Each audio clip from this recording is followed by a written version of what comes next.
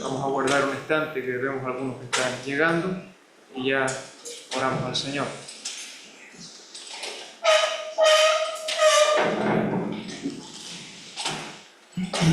Bueno, nuestro gran Dios y Padre, en esta mañana nos presentamos delante de ti.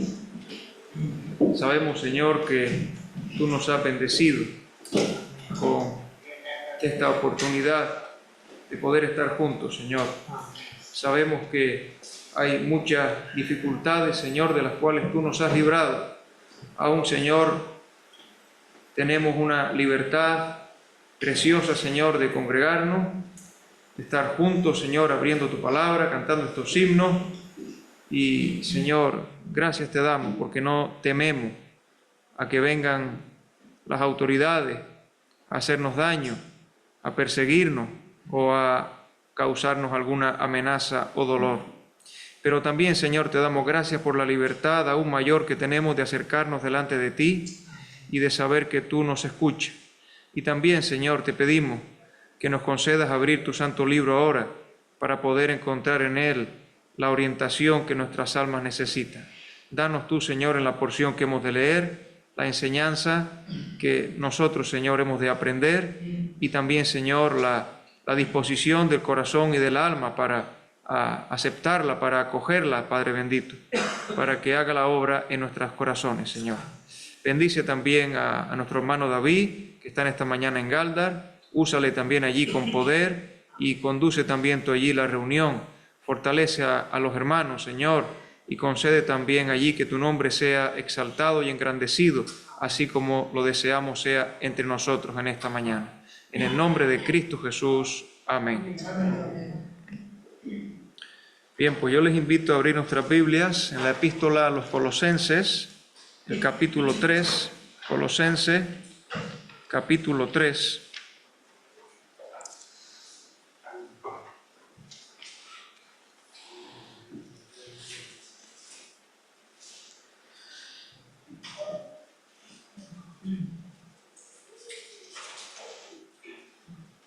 Y vamos a leer los versículos del 1 al 17.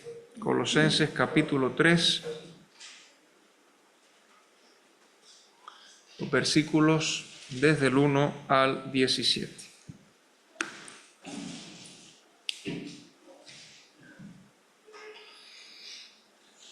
Dice así: Si pues habéis resucitado con Cristo, buscad las cosas de arriba, donde está Cristo sentado a la diestra de Dios. Poned la mira en las cosas de arriba, no en las de la tierra, porque habéis muerto y vuestra vida está escondida con Cristo en Dios. Cuando Cristo vuestra vida se manifieste, entonces vosotros también seréis manifestados con Él en gloria. Haced morir pues lo terrenal en vosotros: fornicación, impureza, pasiones desordenadas, malos deseos y avaricia, que es idolatría. Cosas por las cuales la ira de Dios viene sobre los hijos de desobediencia, en las cuales vosotros también anduvisteis en otro tiempo cuando vivíais en ellas.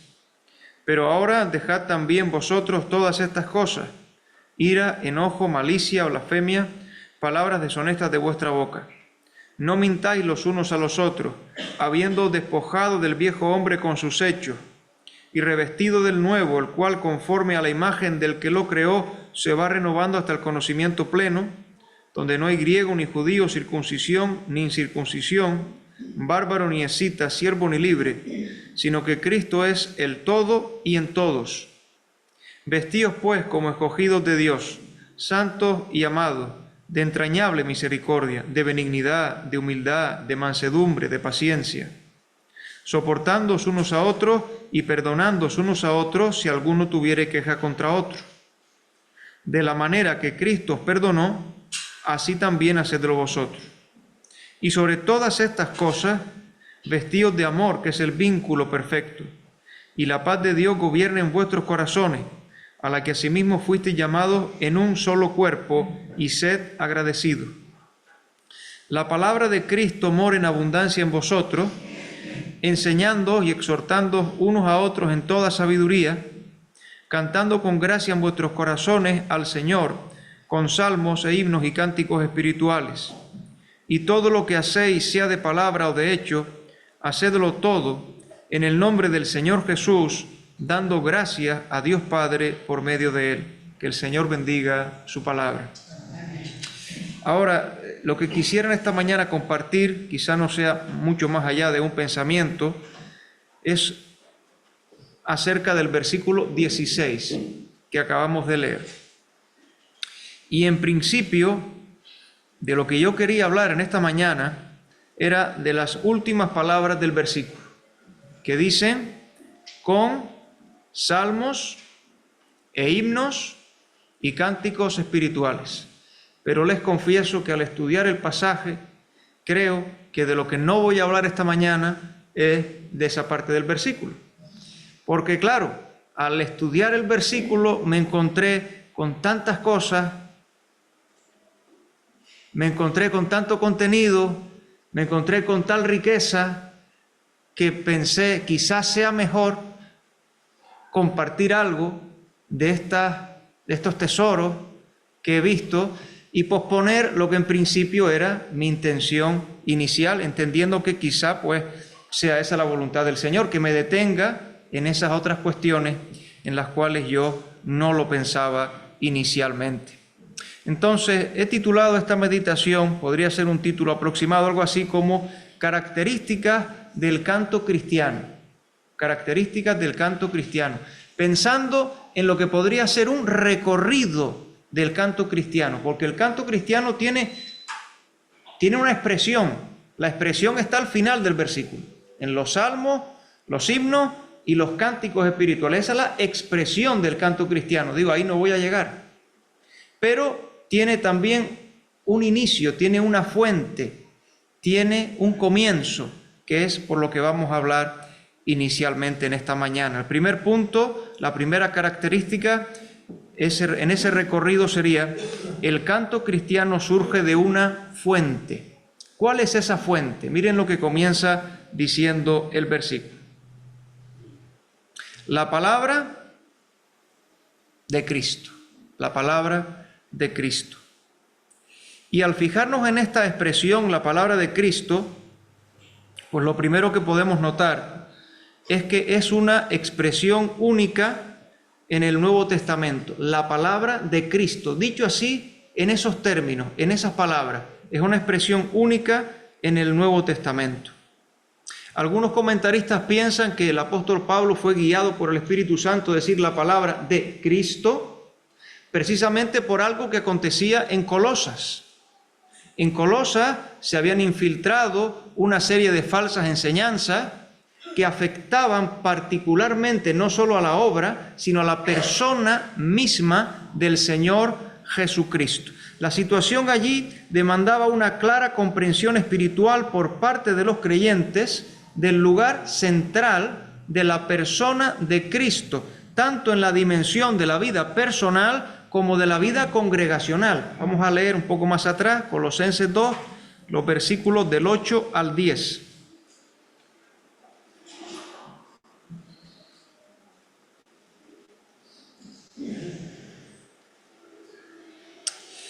Mirad que nadie os engañe por medio de filosofías y huecas sutilezas, según las tradiciones de los hombres, conforme a los rudimentos del mundo y no según Cristo, porque en Él, en Cristo, habita corporalmente toda la plenitud de la deidad, y vosotros estáis completos en Él, que es la cabeza de todo principado y potestad.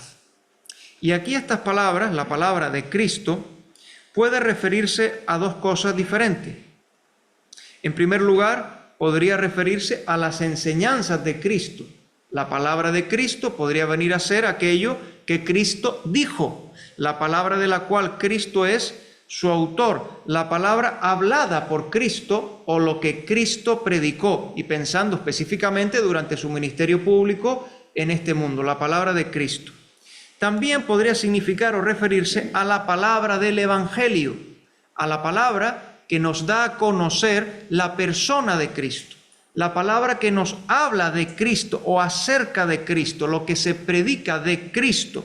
El Evangelio de su gracia. Esta segunda manera podría apoyarse al menos en dos citas bíblicas que vamos a leer. Primera a Tesalonicenses capítulo 1 y versículo 8, con la única diferencia que aquí en lugar de la palabra de Cristo se dice la palabra del Señor. Primera a Tesalonicenses 1:8 se usa la palabra del Señor como equivalente al Evangelio, es decir, la palabra que es acerca de Cristo, acerca del Señor. Dice 1:8, Primera Tesalonicenses, porque partiendo de vosotros ha sido divulgada la palabra del Señor, ahí está, no solo en Macedonia y Acaya, sino que también en todo lugar vuestra fe en Dios se ha extendido, de modo que nosotros no tenemos necesidad de hablar nada. Y lo mismo en segunda a Tesalonicenses, capítulo 3 y versículo 1. Segunda a Tesalonicenses, capítulo 3 y versículo 1. Dice, por lo demás, hermanos, orad por nosotros para que la palabra del Señor corra y sea glorificada, así como lo fue entre vosotros. Y la palabra del Señor es el Evangelio, para que corra y sea glorificado el Evangelio. Entonces estamos diciendo que la palabra de Cristo podría ser las enseñanzas de Cristo, lo que Él habló, podría ser el Evangelio, la palabra acerca de Cristo. Podríamos pensar incluso en un sentido amplio que la palabra de Cristo puede ser entendida como la palabra de Dios. Miren por favor conmigo Lucas capítulo 5 versículo 1, donde podemos ver que lo que Cristo habló y enseñó es la palabra de Dios. Lucas 5 versículo 1.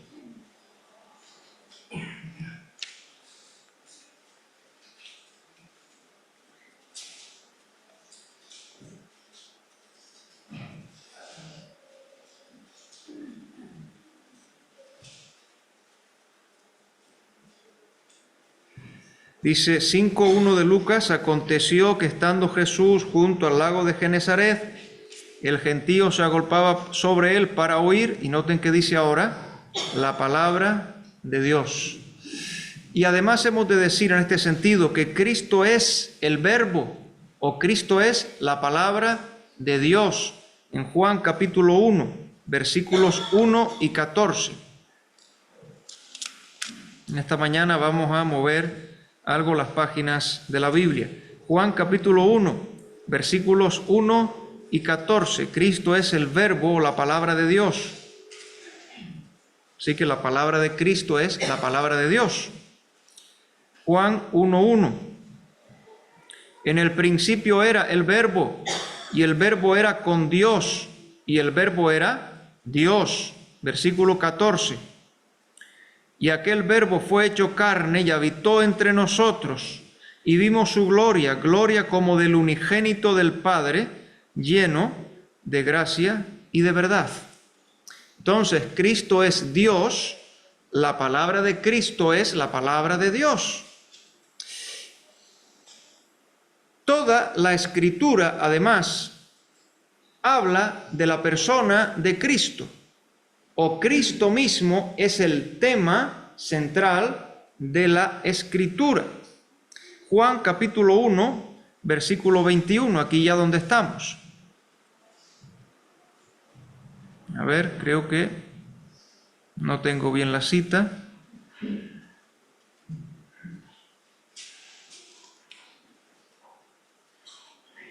Bueno, está casi al final del pasaje donde se dice aquel, el 45, 1:45. Juan 1:45, perdón. Felipe halló a Natanael y le dijo, hemos hallado a aquel de quien escribió Moisés en la ley, así como los profetas, a Jesús, el hijo de José de Nazaret. Capítulo 5, todavía en Juan, y versículo 39. Capítulo 5 y versículo 39.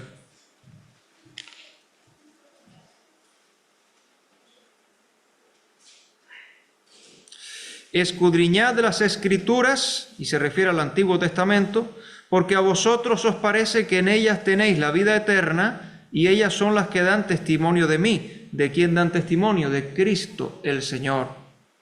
Hechos capítulo 10 y versículo 43. Hechos 10, 43.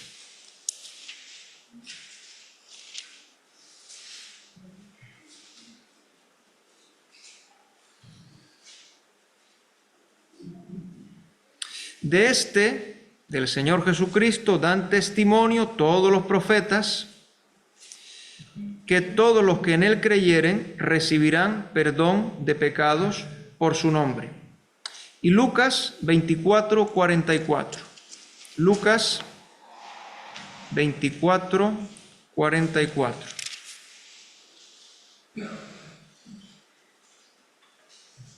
Aquí es el Señor resucitado que aparece a sus discípulos, Lucas 24, 44, y les dijo: estas son las palabras que os hablé estando aún con vosotros, que era necesario que se cumpliese todo lo que está escrito de mí en la ley de Moisés, en los profetas y en los salmos. Regresamos a Colosenses 3:16. Y he puesto en último lugar en ese registro de citas esta última, porque estamos diciendo que la palabra de Cristo en un sentido amplio es también la palabra de Dios, porque en este versículo Colosenses 3:16 estamos hablando de que el canto cristiano surge de una fuente y esa fuente es la palabra de Cristo. En este mismo versículo, si se fijan en Colosenses 3:16, esa manifestación o expresión de la palabra de Cristo, al final del versículo está la mención, ¿se han fijado?, de los salmos. De los salmos, porque los salmos también hablan de la bendita persona del Señor Jesucristo. Por supuesto, en alguna ocasión hemos tenido el gozo de estudiar los salmos mesiánicos, incluso en alguna reunión del libro, con mucho provecho y con mucha bendición. Estamos en Colosenses 3:16.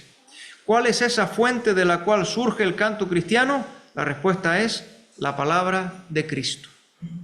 ¿Cuál es el lugar? ¿Cuál es la importancia? ¿Cuál es la impronta de la palabra de Cristo? Ahora dice: more en abundancia en vosotros. Lo primero es more. ¿Qué significa eso de more? Morar significa vivir en. Pero no solamente vivir en, sino vivir en su propia casa. O sentirse en su misma casa. Estar en casa, pero no solo estar en casa, sino disponer del mando de la casa. Se trata de que los corazones y las mentes de los cristianos deben estar saturados con la palabra del Señor. La palabra de Dios debe habitar, debe morar dentro del creyente, no como un huésped que pasa un día o dos allí, sino como un habitante de la casa que jamás sale de ella. Las mentes y los corazones del creyente deben estar, saturados con la santa palabra, y la palabra debe tener libertad dentro de nuestras vidas. Eso tiene que ver con la obediencia que nosotros procuremos darle a la palabra de Dios. La palabra de Dios no está para ser cuestionada. La palabra de Dios está para ser recibida según es palabra de Dios y para ser obedecida con gozo, con prontitud, con presteza. La palabra de Dios no está para que nosotros la adaptemos, sino para que nosotros nos adaptemos a la palabra de Dios en pensamiento, en palabra y en obra. Las Escrituras deberían empapar todos los aspectos de la vida del creyente y controlar pensamiento, palabra y acción, sujetarlos a la palabra, en lo personal, pero también en lo conversacional. El objeto de vuestras conversaciones, escribió un hermano, sea en el ámbito de la asamblea o sea en el del hogar, que esté regulada y que esté presente la palabra del Señor en nuestra conversación. Esto será así si mora la palabra de Dios en nosotros. Pero no solo dice que more en nosotros. ¿Qué dice a continuación? Miren qué términos tan expresos. En abundancia. Y miren que podríamos nosotros tener abundancia de muchas cosas en nuestro corazón. Miren que podríamos tener un depósito de tantas y tantas y tantas cosas buenas y malas, pero esta es la mejor. En abundancia o ricamente. Miren, en Colosenses 2, capítulo 2, es la misma palabra que aquí se traduce como en abundancia. Vamos a leer 2:2. Para que sean consolados sus corazones, unidos en amor, hasta alcanzar todas las, esta es la palabra, riquezas de pleno entendimiento, a fin de conocer el misterio de Dios el Padre y de Cristo. Yo anotaba cuando estaba preparando el estudio y pensaba, hay muchas cosas, las cuales buenas, que tal vez quisiéramos tener en abundancia y a lo mejor va a ser difícil tenerlas o quizá imposible tenerlas. Pero yo apuntaba, esta es una abundancia que está al alcance de todos. Esta es una abundancia que está para todos disponible. La abundancia o la riqueza, que es la misma palabra de la palabra de Dios. No algo ocasional, no algo superficial, sino algo profundo y permanente. More en abundancia. Pero sigue diciendo, en vosotros. Y aquí vendría la pregunta, yo me la he hecho a mí mismo, evidentemente. ¿Es esta mi situación? ¿Esto es una descripción de mi vida? ¿La palabra de Cristo mora en abundancia en mí, tal y como dice aquí este pasaje? ¿Leo yo la Escritura? ¿Medito yo la Escritura? ¿Estudio la Escritura? Y no me refiero ahora... Estoy hablando de mí, pero evidentemente para todos. No me refiero de estudiar simplemente por tener que compartir, sino estudiar para uno, estudiar para aprender, estudiar para conocer al Señor, estudiar cuando hay una inquietud, pero estudiar también sabiendo que necesitamos que la palabra de Dios esté en nosotros. Memorizar las Sagradas Escrituras. Que sean disciplinas que formen parte de nuestra vida mientras estemos en este mundo. Disciplinas procuradas por cada creyente en Cristo. Miren por favor Deuteronomio capítulo 6 y versículo 4. Deuteronomio 6, versículo 4.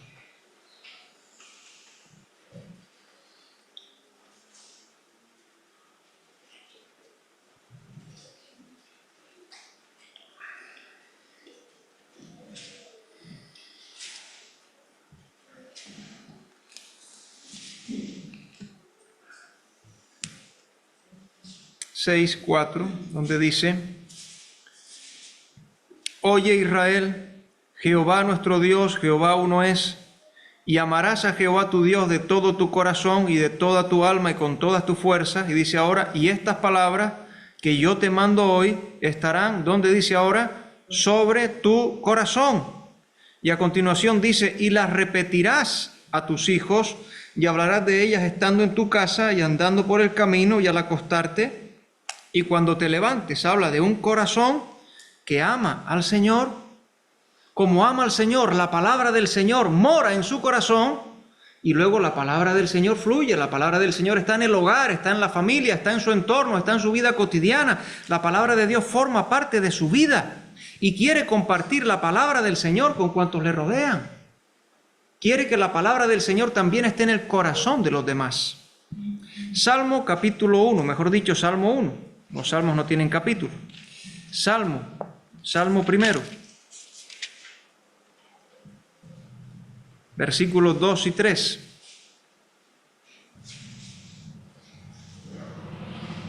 Salmo primero, versículos 2 y 3. Sino que en la ley de Jehová está su delicia, y en su ley medita de día y de noche.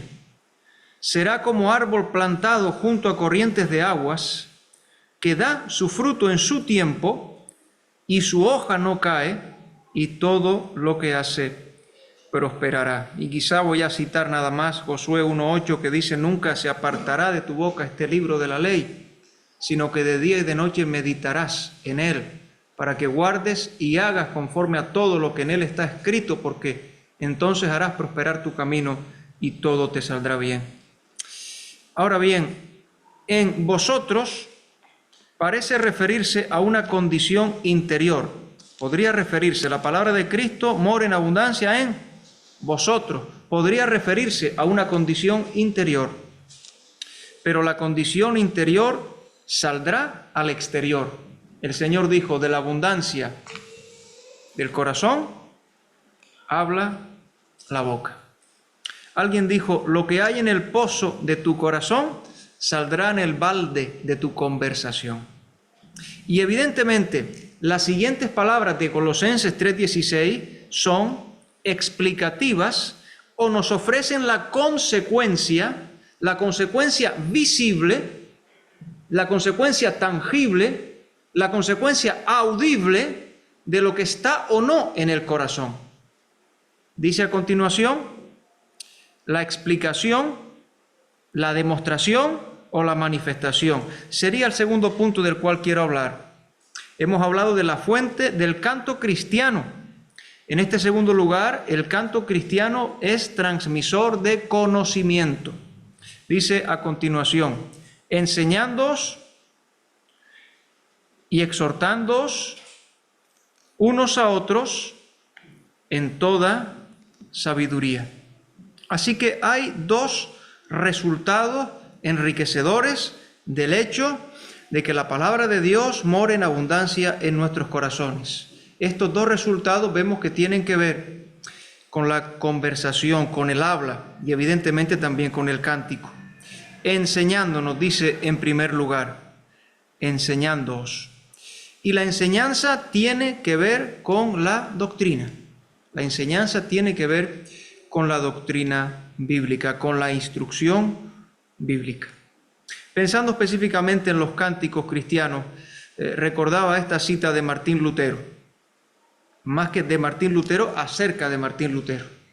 Porque la religión popular de su época decían que Lutero, usaban el término pervertía, más a la gente por medio de sus himnos que con sus sermones, pues el pueblo andaba por todas partes cantando el Evangelio y así se esparcía la enseñanza.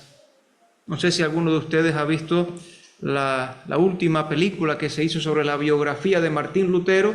En cierto momento que llega uno de los que vienen a juzgar a Lutero y se encuentra que por las calles, las multitudes, lo más que canta, se escucha de fondo cantando Castillo fuerte es nuestro Dios, defensa y buen escudo, con su poder nos librará de transeúdo, de tal manera que venían a ver si podían combatir a Lutero, pero ya por todas partes la enseñanza, la doctrina, el Evangelio estaba esparcido a través del cántico, a través del himno que Lutero había enseñado. Es un medio eficaz para la enseñanza doctrinal. Pablo dice, enseñándoos, reconociendo el valor didáctico del canto. Muchos himnos tienen el propósito de enseñar el Evangelio en tal forma que la gente que canta aprenda las grandes verdades bíblicas. Y evidentemente todo cántico bíblico tiene que estar lleno de sana enseñanza bíblica, tiene que transmitir una sana enseñanza bíblica. Y también dice en segundo lugar, exhortándoos. Y la exhortación o la amonestación tiene que ver con el deber. Cierto es que hay cánticos que son en sí mismos amonestatorios o exhortativos. Y yo pensaba y anoté aquí, por ejemplo, en ese himno que dice, sé fiel, soldado de Jesús, sé fiel. Otros que traen consuelo, como ese que dice, si Él cuida de las aves, cuidará también de mí. O todas las promesas del Señor Jesús son apoyo poderoso de mi fe que nos dan ánimo. Pero lo cierto es que si entonamos un cántico como al principio, este que dice, nada puede ya faltarme porque Dios mis pasos guía, que es el Salmo 23, al cantar el Salmo 23, nosotros también estamos siendo enseñados, estamos recibiendo la enseñanza. Cristo es nuestro pastor, ahí tenemos enseñanza. Pero también tenemos exhortación porque dice Él mis pasos guía y yo tengo que desear y tengo que pedir al Señor, guía tú mis pasos. Cada día por la senda en este mundo, sé tú quien me guía. Así que al cantar las Escrituras o de las Escrituras, tenemos también enseñanza y tenemos exhortación. Sigue diciendo el versículo, unos a otros.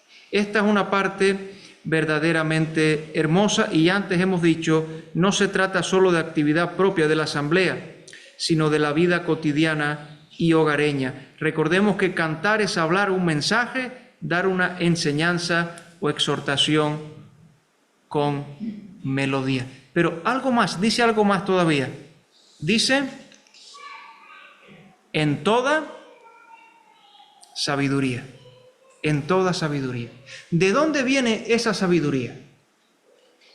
Esa sabiduría viene del inicio del versículo que dice la palabra de Cristo. En toda sabiduría. Esta sabiduría no es para ser almacenada y mantenerla oculta, sino para ser compartida. Está diciendo, enseñando y exhortando unos a otros en toda sabiduría. Es la misma expresión del capítulo 1 y versículo 28. Vamos a leerlo y además notamos que se repiten, además de en toda sabiduría, se repiten las ideas que hemos mencionado de enseñanza y amonestación en 1:28. A quien anunciamos, amonestando a todo hombre, que es lo mismo que exhortando, y enseñando a todo hombre, dice ahora, en toda sabiduría, a fin de presentar perfecto en Cristo Jesús a todo hombre. Evidentemente se refiere a la sabiduría de Dios. Y hemos de decir, y nunca podremos insistir lo suficiente, en que Dios es el único, en verdadero término, en el más alto grado, sabio. Tengo aquí varias citas, pero vamos a leer solo Judas 1:25 por amor al tiempo. Judas, capítulo 1 y versículo 25. Como se está grabando, pues voy a decir Romanos 16:27, 1 Timoteo 1:17, y también para que si después quieren lo puedan leer. Judas 1:25. Dice, al único y sabio Dios, nuestro Salvador, sea gloria y majestad, imperio y potencia, ahora y por todos los siglos. Amén. Dice ahí, único y sabio Dios. Pero evidentemente Dios nos imparte sabiduría. Salmo 19, versículo 7. Dios nos imparte sabiduría a través de su palabra. Aquí estamos viendo, antes lo hemos anticipado, que habría una demostración visible, habría una manifestación de esa morada de la palabra de Dios en el corazón. Aquí la tenemos, en esa expresión de sabiduría, Salmo 19:7, que dice, la ley de Jehová es perfecta que convierte el alma, el testimonio de Jehová es fiel, y dice ahora, que hace sabio al sencillo. Y 2 Timoteo 3, versículo 15. La sabiduría impartida, recibida por la palabra de Dios. 2 Timoteo 3:15.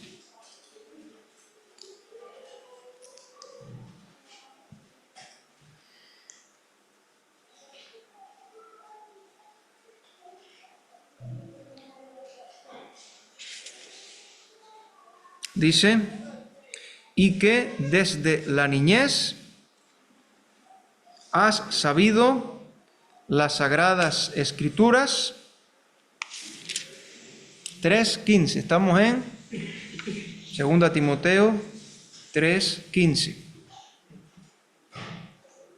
Vamos a guardar un momento para que todos lo podamos leer juntos.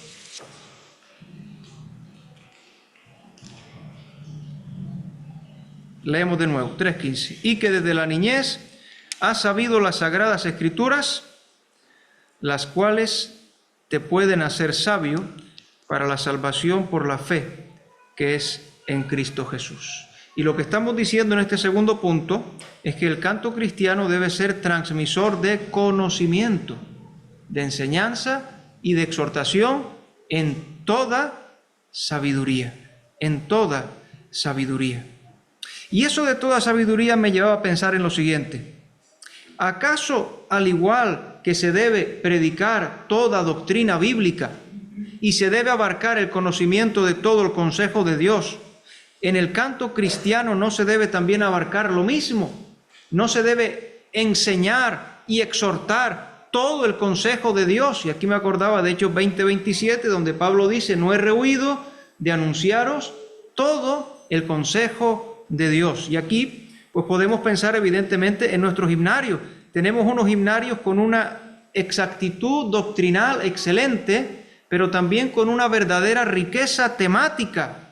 Vamos nosotros al índice que tiene al principio, no el índice alfabético que tiene al final, sino el índice temático que tiene al principio, y vemos toda esa riqueza, esa gama excelente de temas, de ocasiones, que no solamente para ser cantado, sino aún para ser leído, aún para ser meditado, aún para ser reflexionado en el momento devocional. Alguien dijo, y creo que con gran razón, después de la Biblia es sin duda el himnario el libro que más ha contribuido para confortar el alma, iluminar los ojos, sostener la fe y el amor de los cristianos a través del mundo y por las edades. Hemos dicho entonces en primer lugar que el canto cristiano tiene una fuente. ¿Cuál es esa fuente? La palabra de Cristo.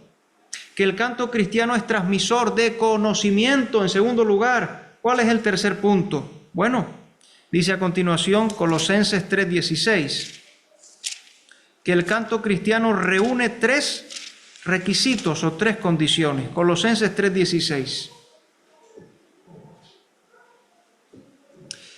Dice, cantando con gracia en vuestros corazones al Señor. Notamos que todo lo que hemos leído en el versículo deriva en una palabra que es cantando. Todo lo que hemos leído en el versículo nos lleva a este término, cantando. Y ahora tenemos aquí 3 requisitos o 3 condiciones. La primera es, dice, con gracia.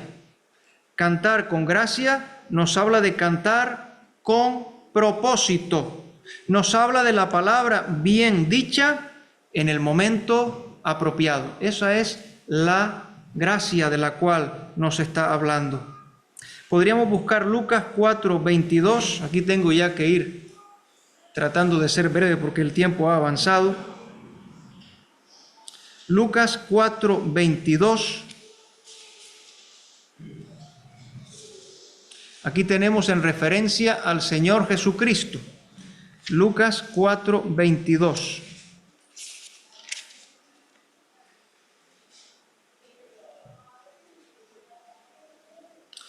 Dice, y todos daban buen testimonio de él y estaban maravillados de las palabras de gracia que salían de su boca y decían, ¿no es este el hijo de José?